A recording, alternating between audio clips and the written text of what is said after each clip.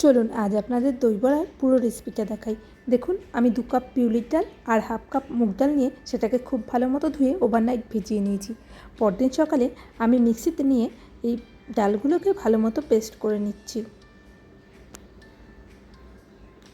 Paste করার সময় চেষ্টা করবেন ডালে জল না দেওয়ার, যদি খুব প্রয়োজন হয় একদম কম জল অ্যাড করবেন।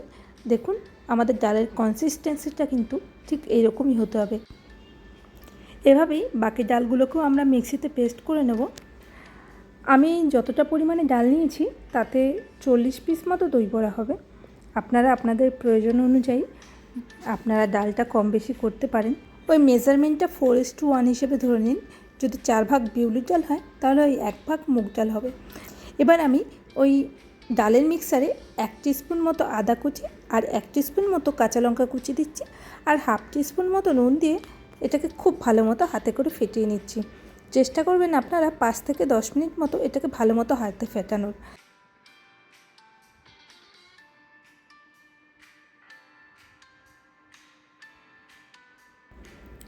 ডালটা ভালো মতো ফেটানো হয়ে গেলে আমি মিডিয়াম আঁচে তেল গরম করে তাতে আমি ডাল বড়াগুলো দিয়ে ভালো মতো ভেজে নেব।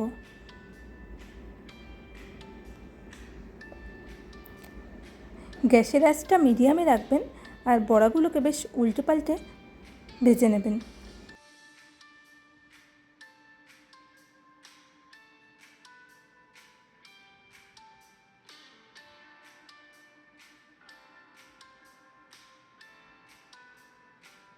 এভাবেই আমরা সমস্ত বড়াগুলোকে আস্তে আস্তে মিডিয়াম আঁচে ভেজে নেব। দেখুন আমাদের সমস্ত বড়া ভাজা হয়ে গেছে। এবার আমি একটা বড় কড়াইতে কিছুটা জল হালকা গরম করে নিয়ে তাতে 1 টিস্পুন মতো হিং মেশালাম। এতে কিন্তু খুব ভালো একটা ফ্লেভার আসবে। আপনারা কিন্তু এই স্টেপটা একদম মিস করবেন না। এবার দেখুন এতে আমি বড়াগুলোকে আস্তে আস্তে ভিজিয়ে রাখছি। বড়াগুলোকে আমি মোটামুটি 15 থেকে 20 মিনিট এই জলে ভিজিয়ে রাখবো।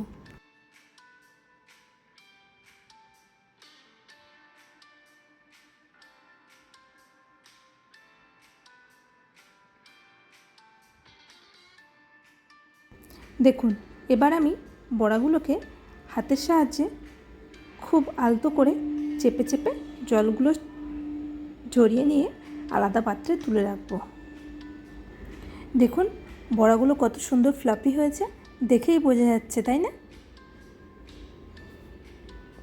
এবার আমি 1200 গ্রাম মতো টক দই নিচ্ছি।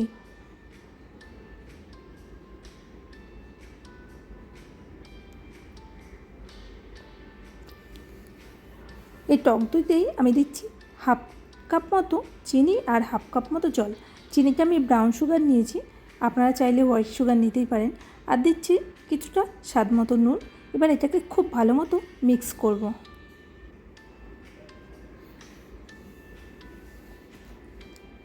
দেখুন দইয়ের মিক্সচার আমাদের রেডি হয়ে গেছে।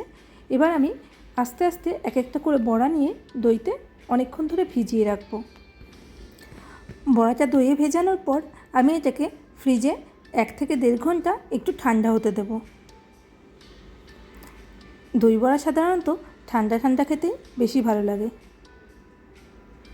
আপনারাও চেষ্টা করবেন সার্ভ করার আগে অন্ততপক্ষে 1-1.5 ঘন্টা ফ্রিজে রেখে ঠান্ডা করে নিতে।